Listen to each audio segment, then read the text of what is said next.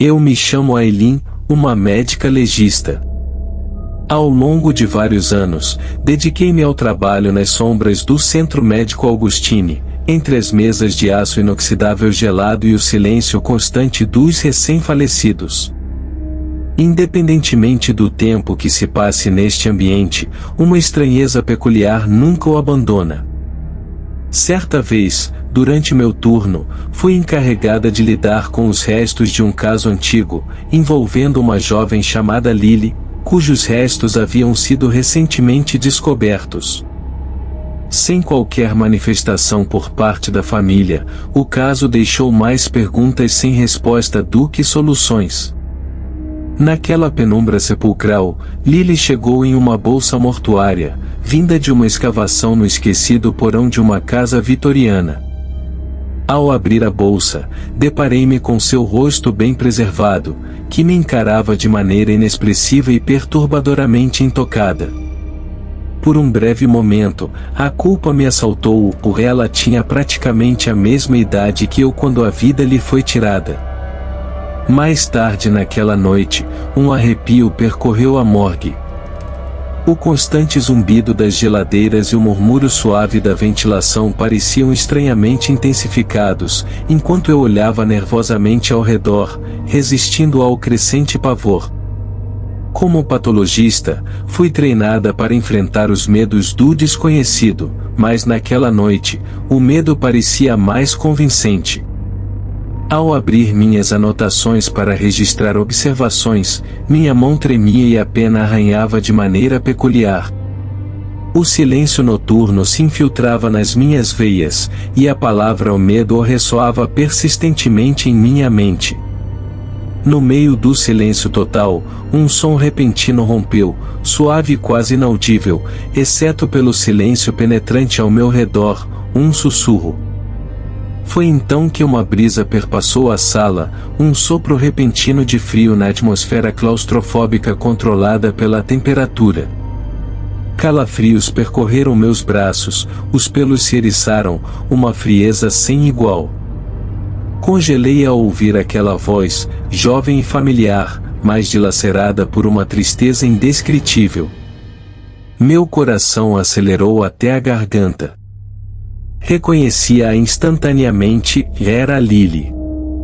Minha pele empalideceu, minha boca ficou seca, enquanto eu murmurava, quem está aí? Aileen, me ajude. Virei-me para seu corpo, meu coração batendo ameaçadoramente.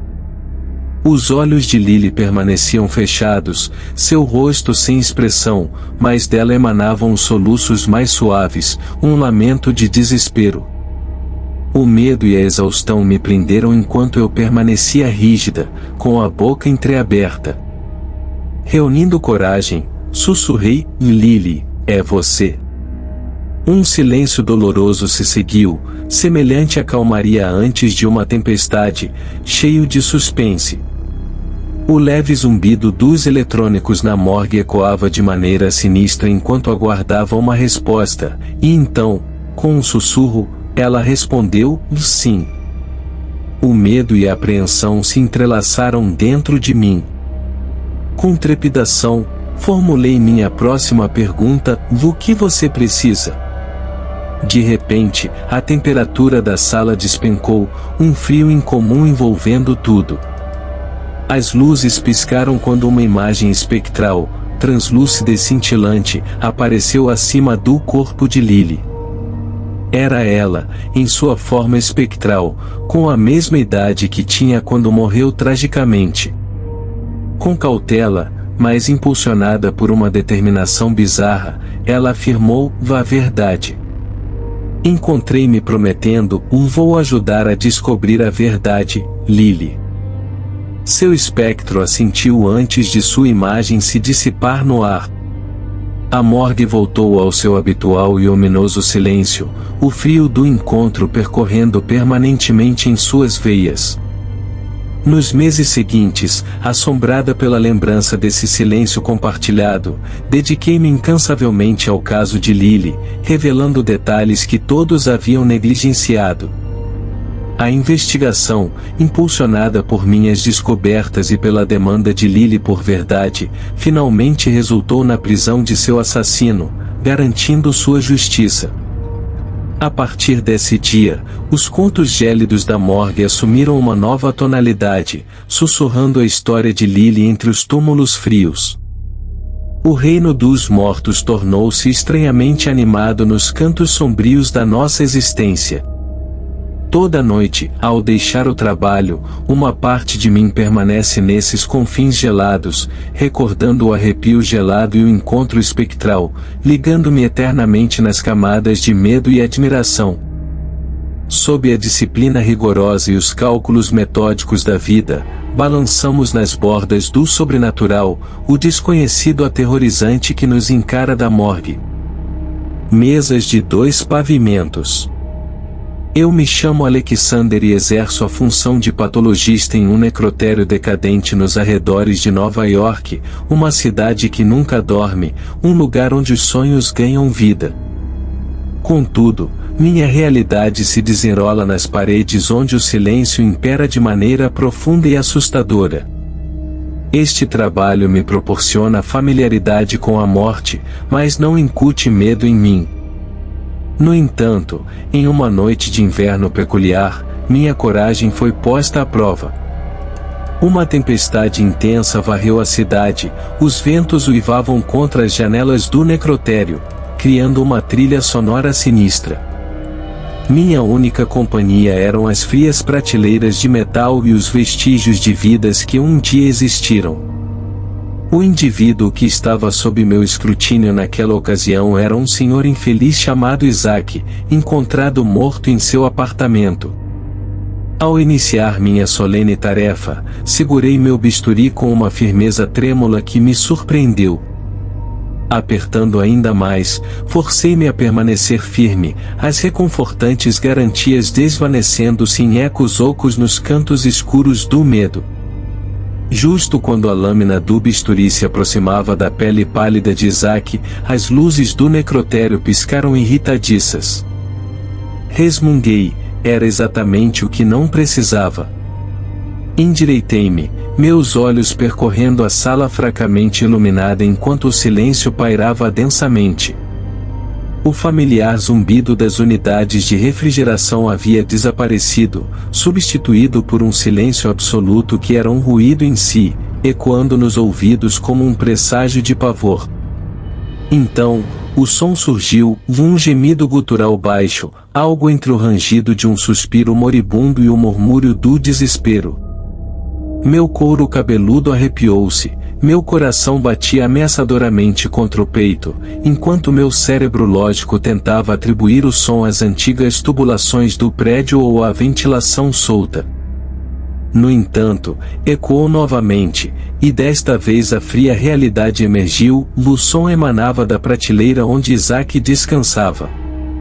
Quase involuntariamente, meus olhos temerosos buscaram Isaac, seus olhos fechados permaneciam inalterados, mas um calafrio percorreu minha espinha ao ver sua boca aberta, um suspiro aprisionado dentro dela. Não, eu não posso, e engasguei, minha voz irregular e baixa ressoando vivamente contra as paredes metálicas, amplificando meu crescente medo. Tremendo, meus dedos pairaram sobre o rosto de Isaac, movidos por uma curiosidade mórbida. Eles se depararam com uma realidade chocante, uma pulsação fraca. Recuando, esbarrei na mesa de metal atrás de mim, as ferramentas cirúrgicas fazendo barulho e quebrando o silêncio catatônico. A temperatura da sala pareceu cair, envolvendo-me em um frio repentino que penetrava até os ossos. Não pare, a voz era rouca, estrangulada, como se Isaac estivesse fazendo um esforço monumental para pronunciá-la. Isaac, por favor, isso não pode ser real, gaguejei em descrença, as palavras saindo de maneira desigual, ignorando o terror que me atingia. Chamei por ajuda, relatando uma possível má interpretação clínica, e quando os paramédicos chegaram, todos os testes confirmaram a cruel realidade de Isaac estava morto, sem sinais de vida. O som, o apelo arrepiante por ajuda, a sombra inexplicável, tudo permaneceu sem explicação. Uma figura confusa e aterrorizada permaneceu, e essa figura era eu. Desde aquele encontro terrível, um medo ameaçador me assola sempre que ponho os pés no frio mármore do necrotério. A lembrança de Isaac, seu apelo por ajuda, ecoa incessantemente em minha mente, uma anomalia insolúvel oculta nas sombras da minha profissão, um enigma espectral que nunca poderei esquecer, decorando minha rotina diária com seu tom sombrio. Diariamente, busco respostas ocultas, eternamente marcado pela experiência, sempre perseguindo os ecos do impossível. Isso se tornou uma parte irrevogável da minha vida, gravando uma história de pavor e desconhecido em minha ocupação estranhamente comum. O espectro daquela noite paira grande, imprimindo uma narrativa arrepiante nas silenciosas paredes do meu local de trabalho, uma história de medo, mistério e um encontro com o sobrenatural. 3. Eu sou o Dr. Lucius Altorne. Trabalho na iluminação cruel e estéril do necrotério da cidade, onde passo longas noites solitárias como patologista forense, reconstruindo histórias dos falecidos. A maioria dessas histórias era comum em sua tragédia humana. No entanto, em uma noite particularmente fria de novembro, uma história singular deixou uma marca indelével em mim. A tempestade era implacável naquela noite, a chuva martelava incansavelmente contra as envelhecidas janelas do necrotério, acompanhada por rajadas de vento caóticas em sua fúria. Tal clima turbulento era raro na cidade, e eu tinha um pressentimento ruim. Caminhando sob o brilho áspero das luzes suspensas na sala de dissecção, olhei para o nome na lista, a velha senhora Beatrice Langley. Examinei o corpo de Beatrice, preparando-me para levantar o lençol. As luzes fluorescentes piscaram violentamente acima de mim e então eu ouvi um sussurro fraco e arranhado, semelhante ao som de uma toalha sendo arrastada contra o grão de uma mesa de madeira. A sala escura deixou meus olhos tensos, a atmosfera de repente se tornando perigosa. Devo estar ouvindo coisas, tentei me convencer, atribuindo isso às noites sem dormir, às xícaras de café que havia perdido a conta. Então, como uma pena sendo arrastada pela superfície áspera da sanidade, o som veio novamente, mais distintamente agora, e para meu crescente horror, parecia emanar estranhamente de Beatrice. Um arrepio cruel picou a parte de trás do meu pescoço, e rios gelados de terror correram pelas minhas veias. Minhas mãos recuaram do lençol, meu olhar chocado fixou na figura magra debaixo dele, e seus lábios jaziam sem vida. Eu sou o Dr. Lucius Altorne. Trabalho na iluminação cruel e estéril do necrotério da cidade, onde passo longas noites solitárias como patologista forense, reconstruindo histórias dos falecidos. A maioria dessas histórias era comum em sua tragédia humana. No entanto, em uma noite particularmente fria de novembro, uma história singular deixou uma marca indelével em mim. A tempestade era implacável naquela noite, a chuva martelava incansavelmente contra as envelhecidas janelas do necrotério, acompanhada por rajadas de vento caóticas em sua fúria. Tal clima turbulento era raro na cidade, e eu tinha um pressentimento ruim. Caminhando sob o brilho áspero das luzes suspensas na sala de dissecção, olhei para o nome na lista, a velha senhora Beatrice Langley. Examinei o corpo de Beatrice, preparando-me para levantar o lençol. As luzes fluorescentes piscaram violentamente acima de mim e então eu ouvi um sussurro fraco e arranhado, semelhante ao som de uma toalha sendo arrastada contra o grão de uma mesa de madeira. A sala escura deixou meus olhos tensos, a atmosfera de repente se tornando perigosa. Devo estar ouvindo coisas, tentei me convencer, atribuindo isso às noites sem dormir, às xícaras de café que havia perdido a conta.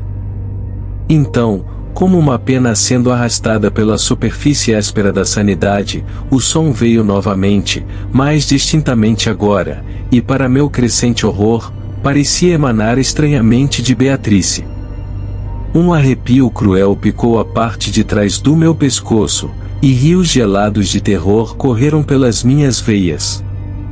Minhas mãos recuaram do lençol, meu olhar chocado fixou na figura magra debaixo dele, seus lábios jaziam sem vida. Estendida para baixo, porém os olhos estavam anormalmente abertos, fixando-se inexpressivamente para cima em minha direção, resistindo ao instinto de fugir dentro de mim. Aproximei-me sussurrando suavemente, Sra. Langley. Seus olhos pareciam mover-se com atenção, embora eu cientesse da impossibilidade disso. Pare, sussurrei tão suavemente que poderia ter passado despercebido para alguém menos atento, mas ali eu estava, encarando o corpo, perplexo, o que está acontecendo, e eu murmurei, meu coração pulsando forte no peito. Minhas mãos procuraram seu pulso em busca de algum sinal de vida, o pulso era ausente, o corpo estava gélido, sem vida. A lua acendeu, as palavras voltaram para mim, roucas, mas incrivelmente claras, terminando desta vez em um gemido doloroso. Meu sangue, maldição de sangue, uma sensação de terror profundo pairava ao meu redor como uma nuvem densa de morte e sombras. Eu hesitei à beira do medo induzido pela areia, mas minha teimosia obstinada me manteve no lugar. Virei-me para minha escrivaninha, peguei um antigo diário desgastado, uma relíquia de família que continha conhecimentos esquecidos sobre maldições e lendas transmitidas ao longo das gerações.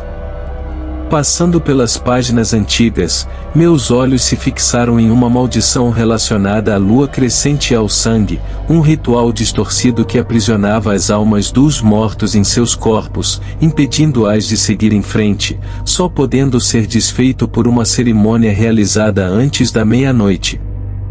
Minha mente corria, mas uma parte maior de mim estava escorregando incontrolavelmente em direção ao pânico. O quarto girava ao meu redor, meu pulso martelava em meus ouvidos. Segurando-me à minha formação profissional e ao conhecimento familiar inexplicável, iniciei o ritual. Minhas mãos trêmulas traçavam símbolos ocultos no chão, linhas de sal e encantamentos sombrios sussurrados desesperadamente enquanto eu executava o ritual. Os gemidos cheios de tristeza pareciam diminuir, indicando um alívio do tormento. Minutos se arrastaram como horas até que o ritual foi concluído, o suor encharcando minhas roupas, minha mente uma cacofonia de medo, incredulidade e alívio. A tempestade lá fora se acalmou, assim como os sussurros. Uma paz estranha, um silêncio quase sagrado, envolveu a cena. Beatriz estava deitada em seu túmulo, pacífica e serena. O alívio que me inundou tremia com o medo persistente e uma imensa exaustão. O quarto absorveu meu suspiro trêmulo, meu reflexo agitado olhando de volta nas superfícies polidas do metal. Foi um encontro assustadoramente real, mas irrealisticamente assustador. A experiência foi meticulosamente registrada e trancada nos reconditos da minha mente incrédula. Permaneceu em minhas noites solitárias, nos passos que retracei a cada dia, no labirinto consular da cidade. Arrepios súbitos, um estranho flutuar de luzes ou sussurros despercebidos do vento, todos reavivavam o terror daquela noite. No entanto, com um temor insondável entrelaçado em minha existência, continuei minhas vigílias noturnas entre os reinos da vida, morte e algo terrivelmente além. Aquela noite com Beatriz foi uma interseção inexplicável entre minha profissão e minha herança, em uma encruzilhada costurada em medo e um mistério assombroso, uma história estranha guardada nos anais silenciosos da cidade. Morg 4 História. Eu sou o Dr. Marius Kelman, um homem fascinado por mistérios e condições associadas à morte, expressos através da minha escolha de ser um patologista forense. A morgue era um monumento silencioso de mármore frio sob as implacáveis luzes cirúrgicas, um local onde os segredos finais da vida se desdobravam sob meu bisturi. Apoiando-me em anos de experiência e inúmeras observações, deslizei pela minha rotina, cumprindo minhas obrigações com uma mistura atordoada de resignação e expectativa. O convidado de honra desta noite era Charles Luan, um conhecido excêntrico que sucumbira ao que a polícia considerava causas naturais. Ao me aproximar do cadáver, mãos enluvadas tremendo levemente, uma sensação desarmônica me envolveu, algo estava fora do lugar, claramente faltando.